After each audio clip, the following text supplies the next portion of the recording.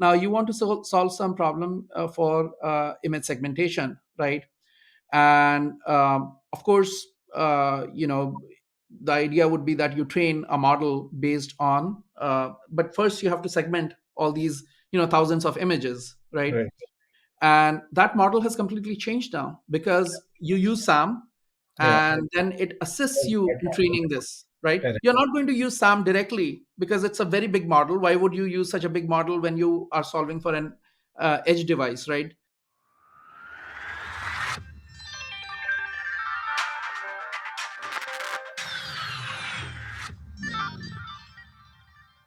Hi, friends, and welcome to another exciting episode of Leading with Data. Today, I have Satya Mallick with me. He is the CEO at OpenCV, and he was also a keynote speaker at Data Hack Summit, which we conducted in August. It was fascinating to talk to you, Satya, and then I couldn't not do this podcast with you. So, looking forward to the discussion and taking a lot of learning from your experience and your learning. Satya, welcome to the show. Thank you so much, Kunal. And it's a pleasure to be here. It was a pleasure to be on the summit as well. And, your company is doing a great job in promoting AI and, spreading the knowledge, which is also the goal of OpenCV. So we are all, friends in that respect. Yeah. So, Satya, I would want to just hear your story from you in that sense. So, I know you obviously are leading Open CV, but you also do consulting, and then so in that sense, you're wearing multiple hats, and I think Right, it's best that you kind of explain how they happened, and then how much time or effort you're spending in those directions. right. So, let's start from there.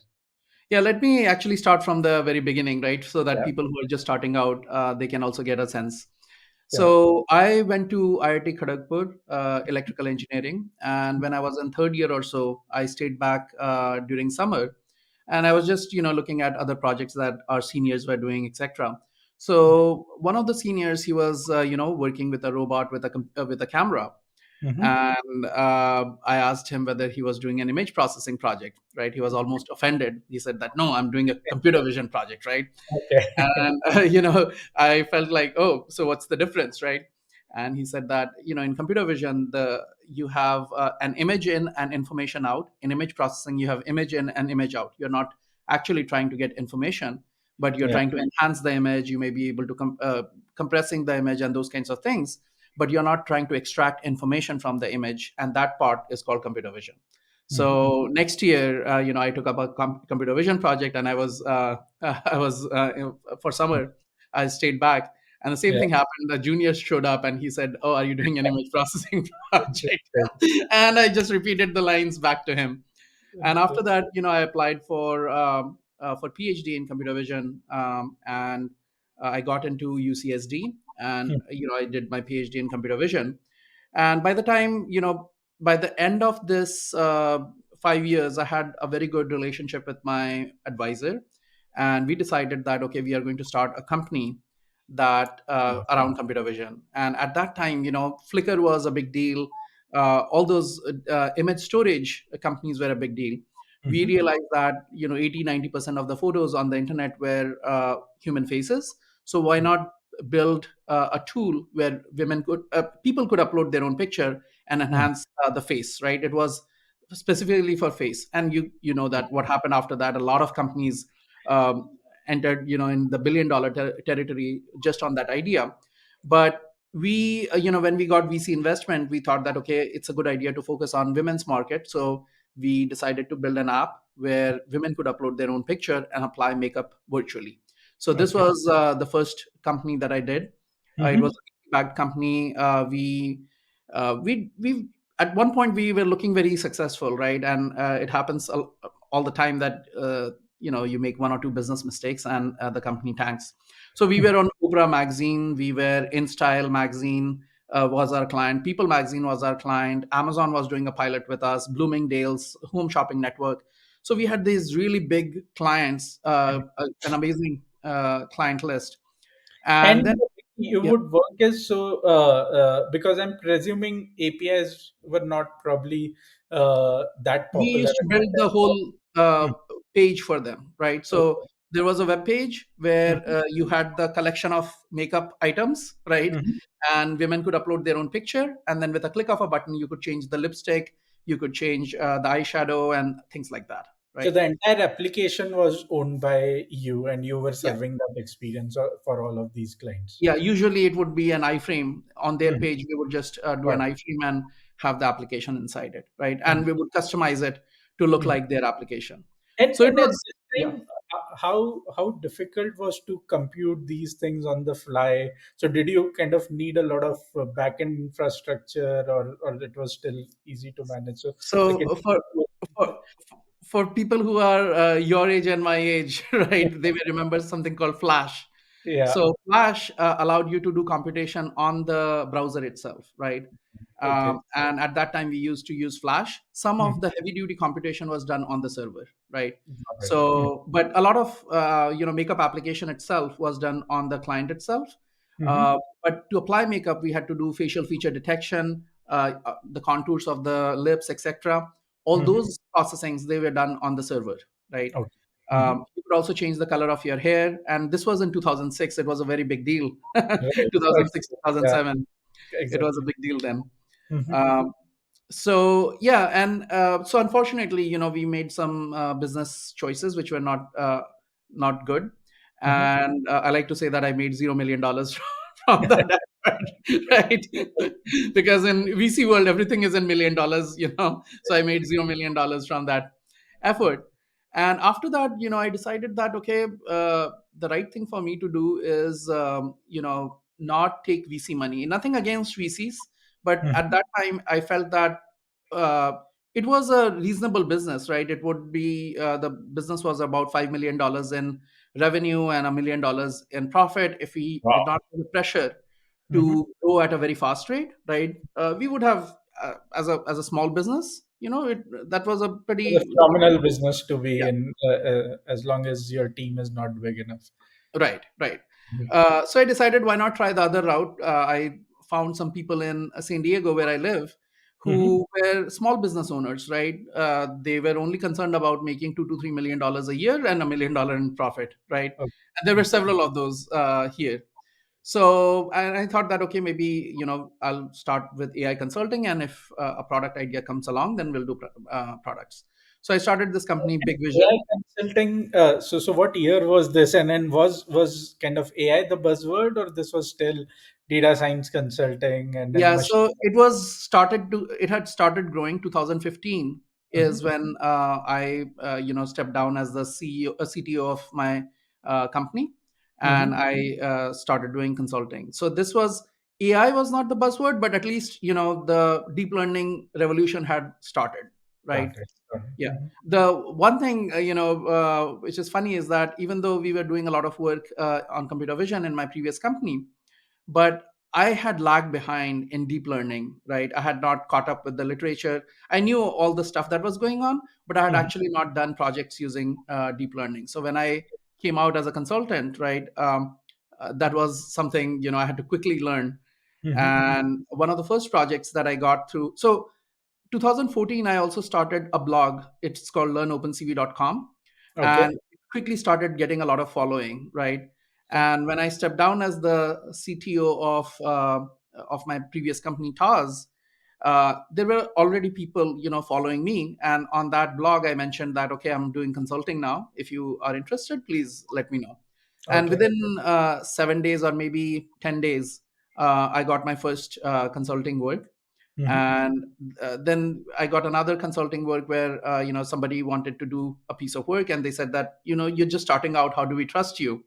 You don't Okay. have a track record. And I said, okay, why don't we? So there were five other companies vying for the same thing. Mhm. And I said that this problem you are looking at, it was a classification problem. You can easily solve it using deep learning, right? Mhm. And so they said, okay, here's the data, show us something, right? So within, I basically sat down. I woke up at 4 a.m.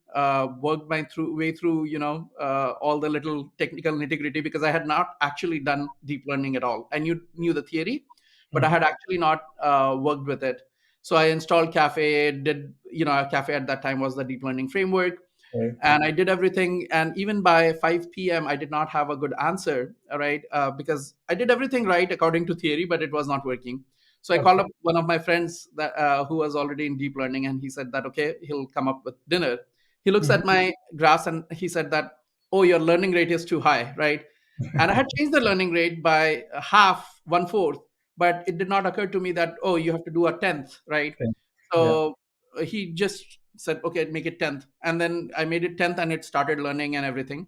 And next Right. day, I kept working on it, pushing it even after dinner, right? After my friend had left, and I got it to 95% accuracy, right? The classification problem, and then Hmm. I showed it to the client next day, and they said that, oh, this is fabulous. We are ready to give you a contract, but your prices are 50% higher than what the other people are saying, right? Hmm. And I said that, what is the accuracy the other people achieved, right? Yeah. None of them had even tried, right? They had not worked with the data to give Yeah. a mark, right? So I said, you can have, for 50% less, you can have 0% of the results, right? Right. Or you can pay extra, and so that was a good start. The whole project was about $60,000 or so, and it Hmm. got me started, right? Now I had the confidence that I could do it. Curiosity, right? How much traffic was your blog getting at this time? And About 1,000, 2,000 people a day. That okay, was, yeah, thousand to, so that's still phenomenal conversion, right? In the sense that right, 1,000 to 2,000 right, people coming to learn something, but ultimately getting to a consulting project within right, like 10-15 days after mentioning that you're looking for consulting. So yeah, right. And even now, we don't advertise, we don't do anything. At least we have a website now, which mhm, is a couple of years old, but mhm, we reached pretty good revenue even before we had a website, right? Based on that blog itself, where there excellent, was one page where I say that I do consulting work as well, right? great. Yeah. We reached pretty decent revenue, right? Yeah, I can completely relate to it. I mean, analytics has been built on blog in that sense to Right. a huge degree. But yeah, so let's continue. So then you started Then consulting. I started consulting. This project was, once this project was completed, I had other clients. I was working, half the time, right? I was working 20 hours a week, and Mhm. my income was the same as my startup, right? Yeah, So, uh, and so then things no VC pressure. yeah, no VC pressure, right? And now one client came in, and I replaced, for one of the clients, I replaced one person Mhm. who, so there was a 15-day overlap between that old consultant and me, right? Okay. Hmm. And he saw what I did in 15 days. So he said that, look, I'm leaving to start my own company in ID verification, right? And I saw what you did in just a short period of time. Can you, I know you're working for 20 hours. What about the other 20 hours? Can you work for me, right? Okay, And I interesting. said, okay, excellent, right? And I said that I cannot work for you directly, Hmm. but if I can get the work done under my supervision, right, will that be okay with you, right? Yeah. It will be the same quality work. And he said, okay, that's fine. So I got one of my other friends who is also a PhD from Georgia Tech to work on the project. And I had Hmm. a small cut, right? He's in US, so the margins were low, but at least I was spending zero amount of time, and I still had, a small income on top of that. Yeah. And that company ended up being a unicorn, right? They started with 5 people, and we did all the all the work for. They became an unicorn, and they became our biggest client, right? Hmm. Even now, they basically rely on us for all the cutting edge stuff, right?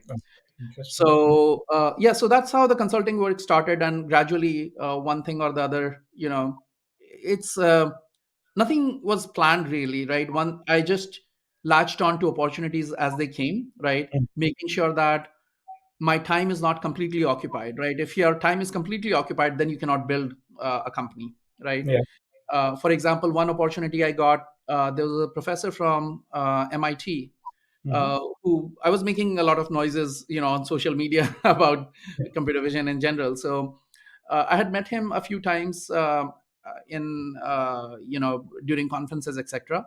So Professor Ramesh Raskar, he said that, oh, I have a good student who is doing his own company, but they are not making much money. So can you give them some consulting work to that will help them bridge. And I Hmm. said, okay, I can give them consulting work because I had more work than I could handle. I was refusing work at that time. Hmm. So this guy comes in, and I had refused one piece of work. My partner Pranav Mishra, he comes Hmm. in, and he says there was a piece of work that I had refused because it was extremely risky. Right, Okay. there was not a very easy path to a solution. Right, Hmm. so I said, look, I refuse this work because it's very risky. Do you want to take it? Right. And you get paid only if the solution works. And he said, Hmm. yes. Right. So he came up with a very good solution for that. Kudos to him. And then we started working together. And basically, he started another company to do consulting work, and he wrapped up his VC backed company. So now we started collaborating. Now we have a team in India which is like 50 people.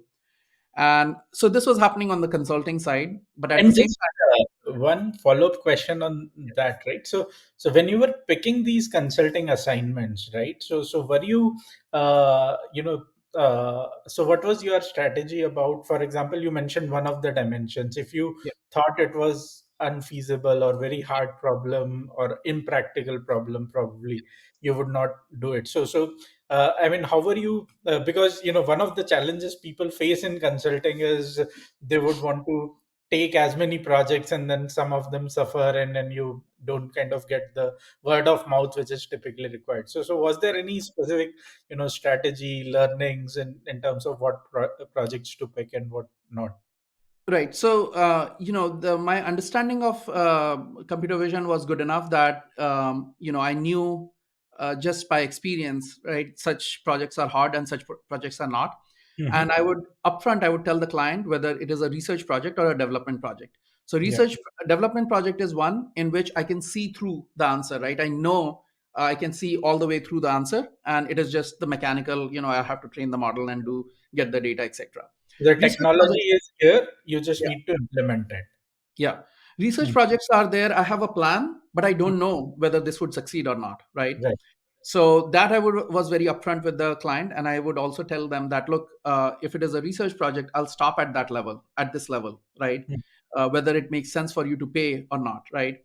And some cases I would straight up refuse, right? And I was in a good position that I had more work than I could handle, right? So I could cherry pick Mhm. the work, right? Right. Hmm. But it is very important to get the right estimate, because at that time I did not have any track record, and I was like working like a cowboy right, that I would return you the money. This was the guarantee I used to give, that I Oh would wow. return you the Okay. money, right, if it did not work, right. Got it. Got it. And that was there was one project we have failed completely in only one project, and actually two projects. And in that case, one of my partners was working on it, and I said that, this is not going to work. You have spent 2 months on it, and and you're a smart guy, right. There are two ways of thinking about it, right? When you are doing it yourself, you think that, oh, I have eliminated so many different things, so I'm very Hmm. close to a solution, right? Yeah. Because I have been working on it for so long. But when Hmm. you're a manager, you should think the other way, right?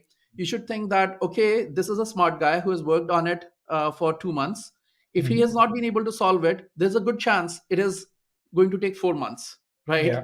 Hmm. Um, so you double, right, that amount of time that you're going to. So I told him that, look, I don't want to take any risk. Let's return the money to the client, right?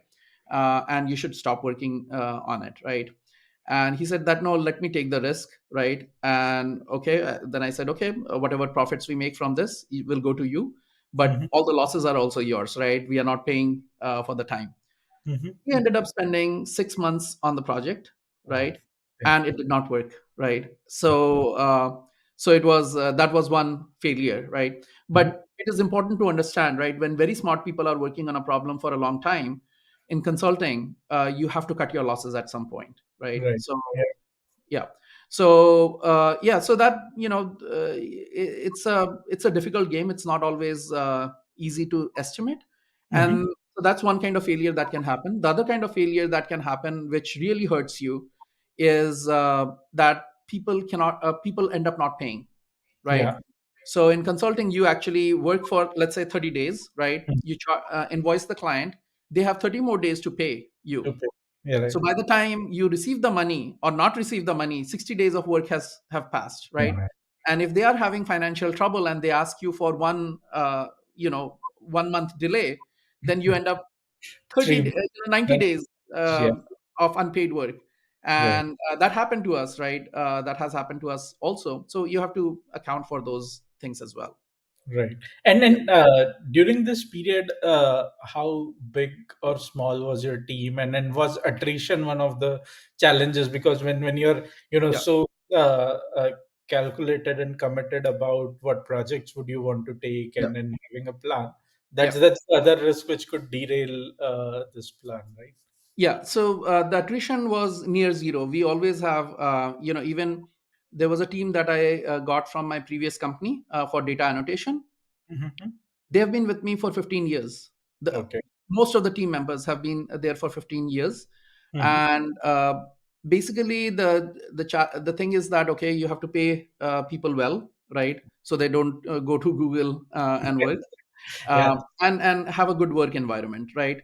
So for me, I feel that, okay, getting a new person and training them, knowing them, it's a big hassle, right? Why bother with all those things if we can keep people Correct. happy, Yeah. right?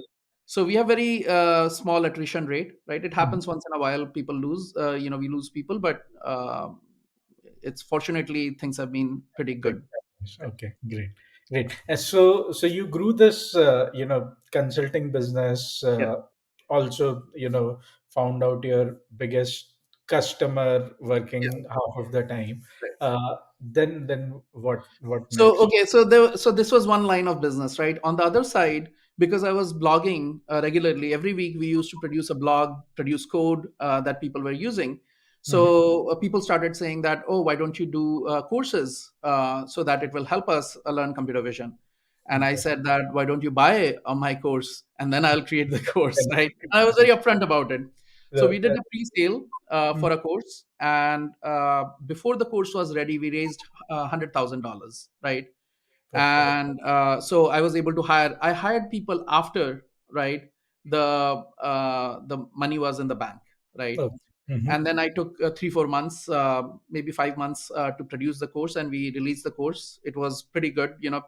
People were very happy with it. Yeah. So with that feedback, one thing I learned was, at that time, OpenCV was the only Vision library. Yeah. vision library. Now we Yeah. have TensorFlow and PyTorch, but at that time it was the only one available. So I reached out to the founder of OpenCV, right? Mm. And I said that, why don't we do a revenue share arrangement, right? Our courses are based on OpenCV, Yeah. and let's brand it as OpenCV courses, and we can raise a lot of money, and you Mhm. get 20% cut of the revenue, not of the profit, but of the revenue, the top line, right? Yeah. Which was a very sweet deal for OpenCV. And he Right. said, yes, right. Then I started working with, on a Kickstarter campaign, Hmm. and we raised $500,000 with the help of, 1,300 backers for OpenCV branded courses, right? Right. So then, we have we had established, and the founder Gary Bradsky, he said that, can you help me with other things also, right? I mean, with OpenCV stuff. Hmm.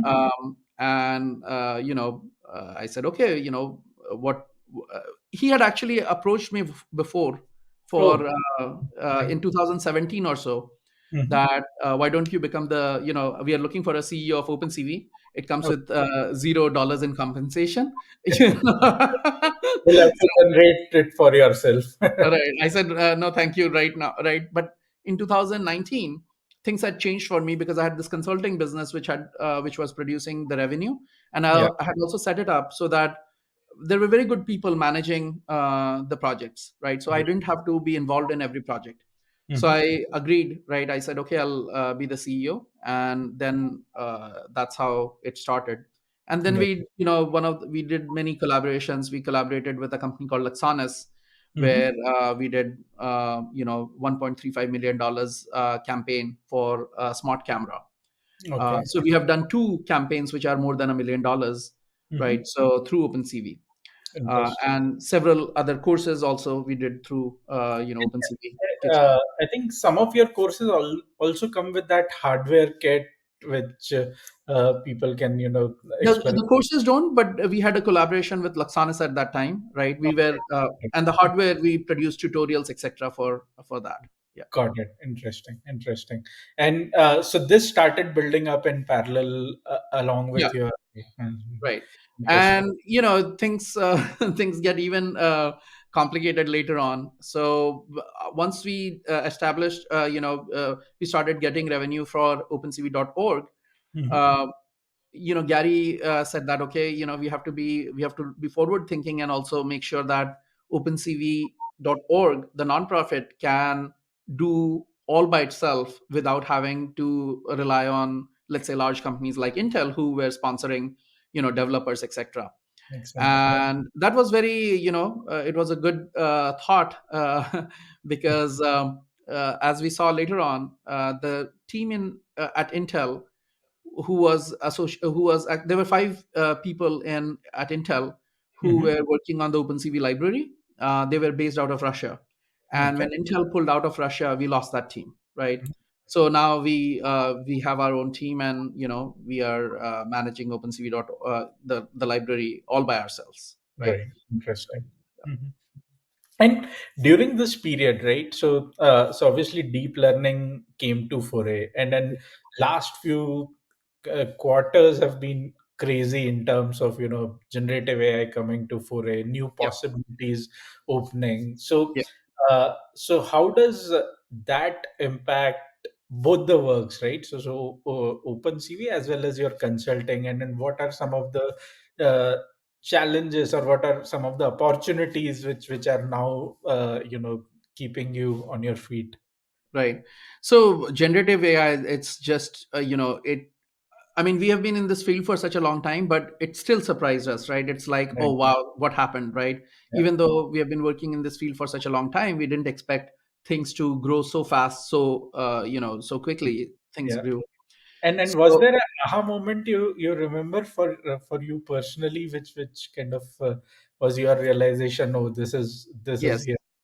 So in our consulting project, right, we were working with a client, and they so our part starts after we have received the frame, and then we do analysis on the video frames, etc.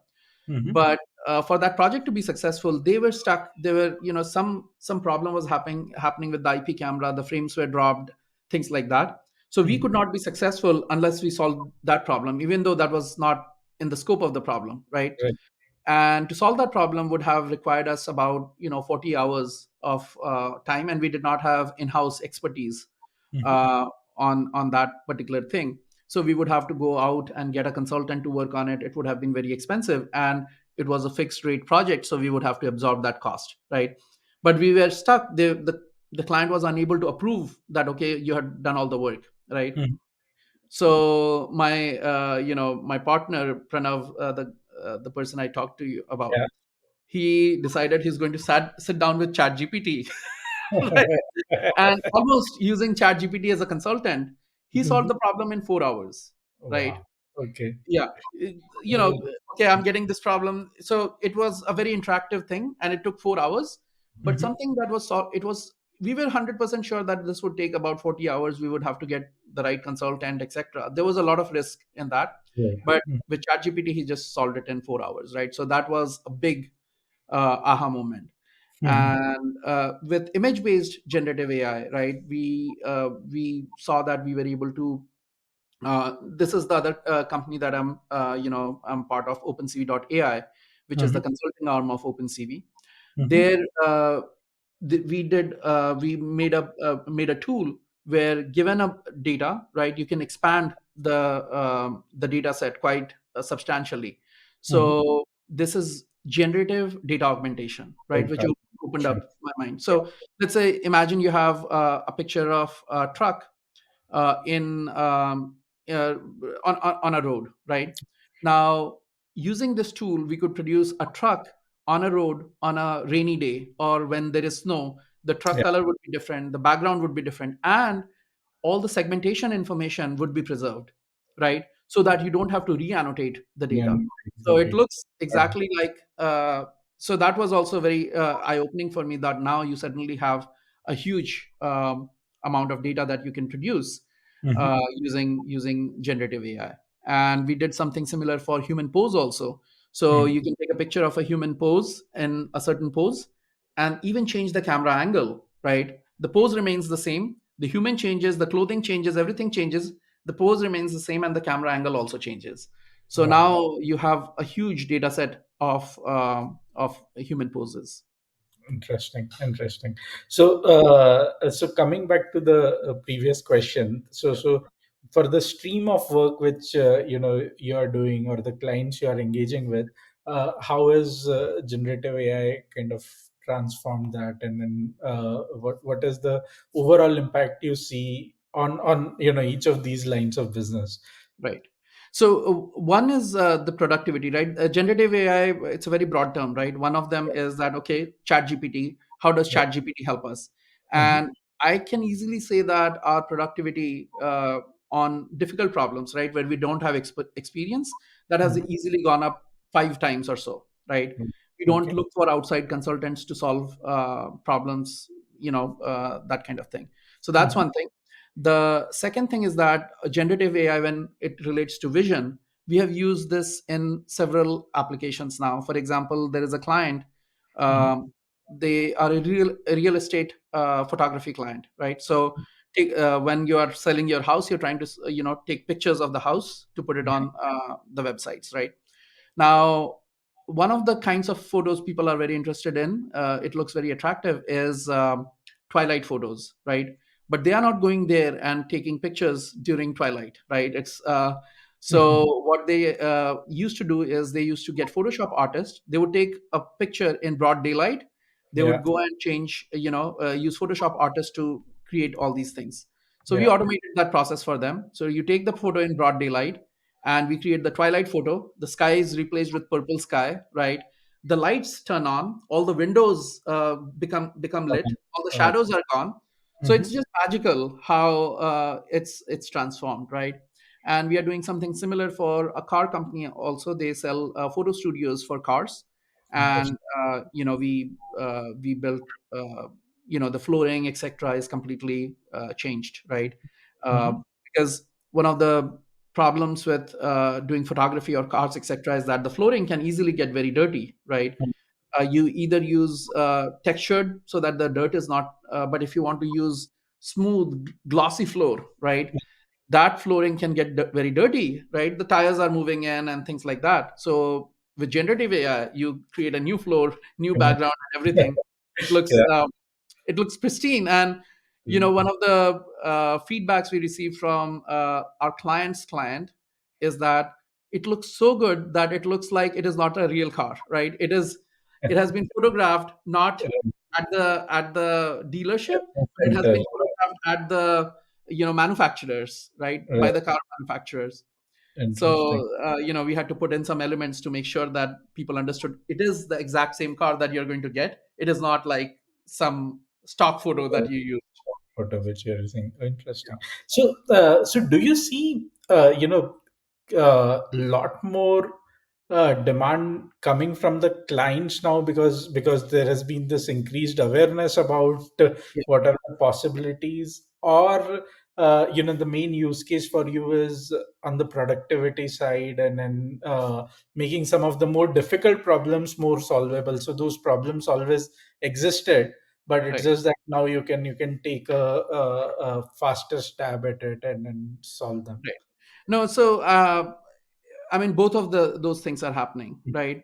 The problem with the when the clients come in, right? The one of the problems in computer vision is that we don't compete with other computer vision companies. We compete with science fiction, Right. right? So Yeah. the all the generative AI revolution, the things that have happened, right? People usually see only the things that have worked, right? And even the results they show, it's usually, they would have tried 20 times and maybe one time that result was obtained, right? But when you try to make a product out of it, you may not get the same results. There is a lot of work that needs to be done Correct. to make sure that it works consistent every single time, right? Yeah. So there are a lot of clients who have come up recently with problems that are not solvable with the current state of technology, right? For Mhm. example, one of the clients, they wanted us to do drone photos of real estate photography based Mhm. on Google Earth, and uh, so images from the ground and Google Earth, right? The top view. That's an extremely challenging. I mean, I like the imagination, right? And maybe it would be feasible in the future, right? Sometime. But it's Yeah. not an easy problem to solve at all, right? Correct. Mhm.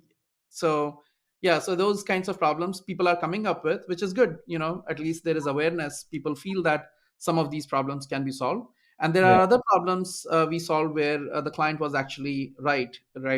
They came up with an idea, Mhm. like the twilight photo that I mentioned, right? It is a problem that is solvable, right, with the current state of generative AI. Got it. So, Yeah, so your frame of approaching it still remains largely the same, whether it's a development yeah, project yeah, or it's a research project, and then right. accordingly you'll go ahead. Okay, Right. interesting. And with the generative AI, the recent projects that we have done, we, at some point, once we become very confident of, there is a lot of people who are coming to us to work, get their problem solved. So we don't have to do fixed rate project, right? We can do an hourly project. We'll say that, okay, you'll pay. This is Mm. the estimate, but Yeah. you have to pay, right? You don't. It's not like I'm going to return you the money, right? Mhm. Um, so, but with generative AI, we have been saying to the clients, look, this is a very early stage technology, right? Mhm. And we ourselves do not know what will work and what will not, right? So give us the data. We will give you a fixed rate project. If it doesn't work, then you don't have to pay, right?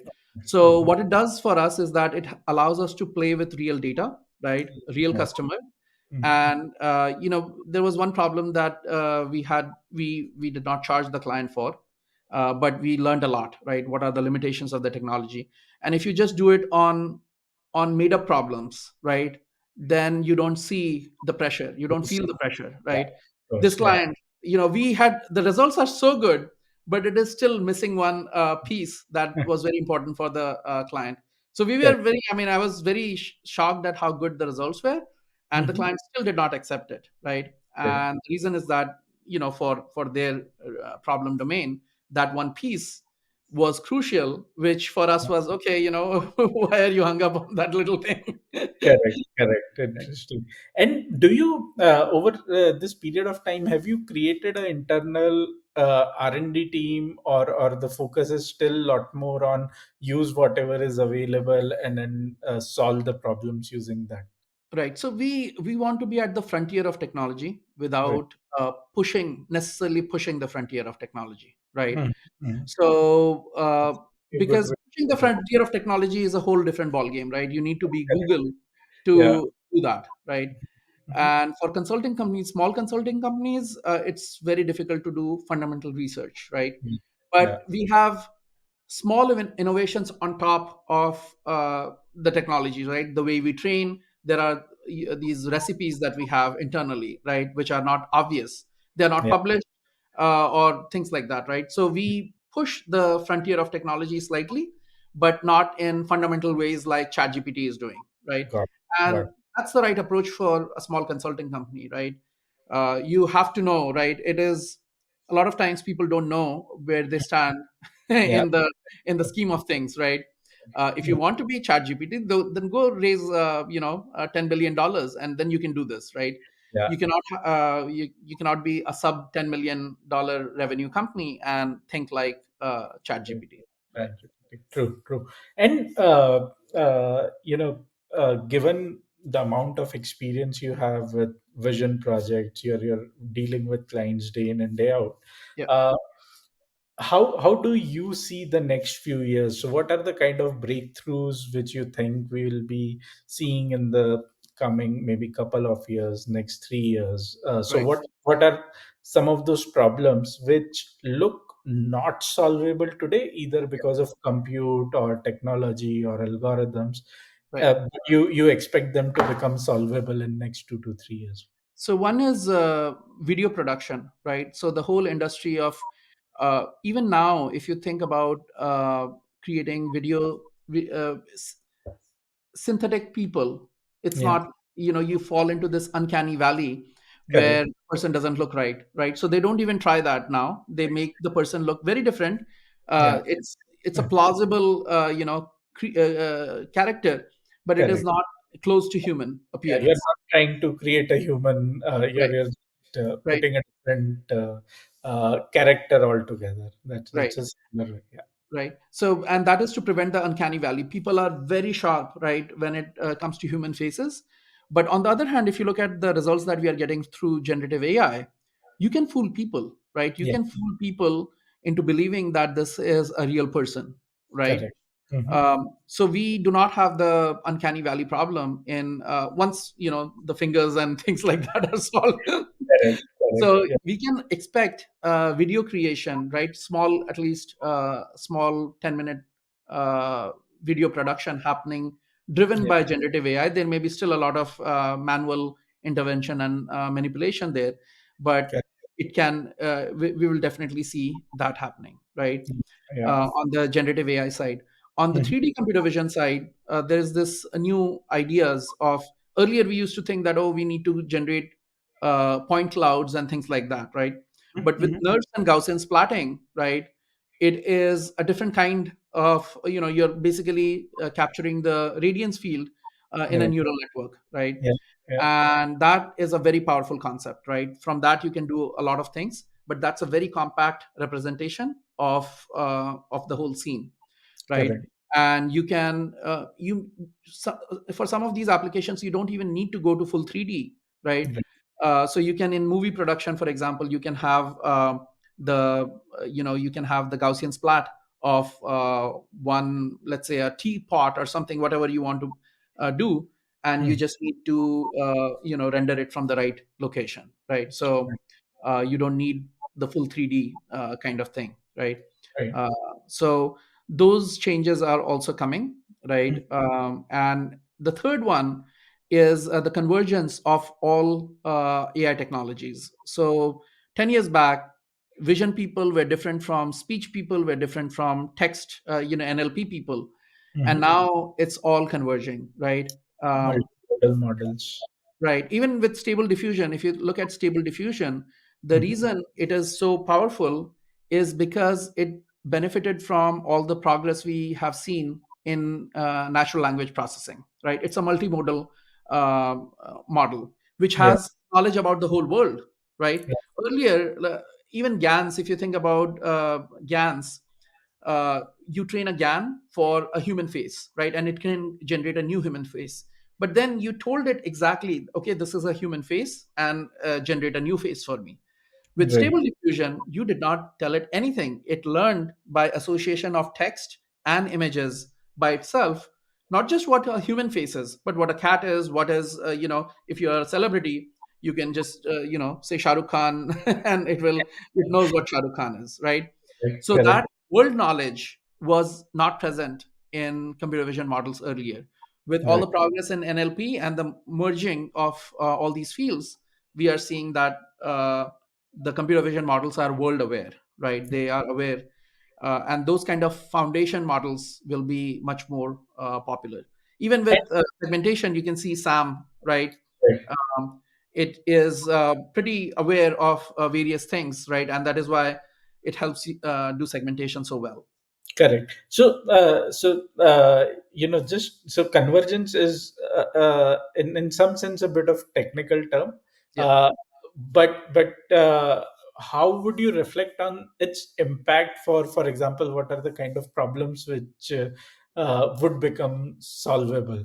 So any example which you can share, which Yeah. So, for example, I mean, let's see how it helps in even something as simple as data annotation, right? Mm. Now you want to solve some problem for image segmentation, right? And of course, the idea would be that you train a model based on but first you have to segment all these thousands of images, right? Right. And that model has completely changed now because you use SAM, Yeah. and then it assists Well, you quite in training this, right? correct. You're not going to use SAM directly because it's a very big model. Why would you use such a big model when you are solving for an edge device, right? Right. So you would use this model to Mm. help humans create a very large data set in a very short period of time, right? So that kind of impact where the human effort is being multiplied, right? Mhm. We are seeing again and again. So you see it in manual work of data annotation. You also see it in the same way as in coding. A 1x engineer would become a 10x engineer, right? But one thing you have to remember is that it's a multiplier. It's not an addition. If you are Yeah. a 0x engineer, it's not it's not going to multiply. Correct, correct. And when so much is changing on the technology front and in the Yeah, skills you need to have to yeah, stay in the game, uh, how do you recruit people? And then something which we probably didn't touch. So is your team expanding in each of these business? And if yes, how do what's your talent strategy like? So do you look out for people who are really specialists in those domains, but they I'm presuming they would be very expensive, or you yeah. bring in people for the attitude and then they work with you on some of the problems and pick uh, those up. Right. So it's the latter. We cannot hire, right, people who already have years of experience, or because then we are competing with the Googles of the world, right? Mm. So Mhm. we have a very good training framework. We bring in people. They go through our courses. They also go through hands-on experience. But Mhm. the important thing is that they need to be very good at programming, right?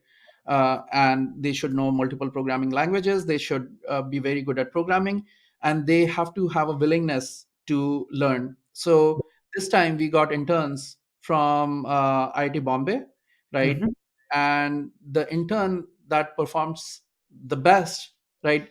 He just had attitude, the right attitude. He did Right. not have any background in computer vision, also, right? Interesting. And we said that okay, we'll take a chance on you, Mm. and we worked with him, and it was just spectacular what he was able to do in the 3 months, right? And that gives us enough confidence. We gave him a job offer, and he said that look, uh, your job offer is you know Right.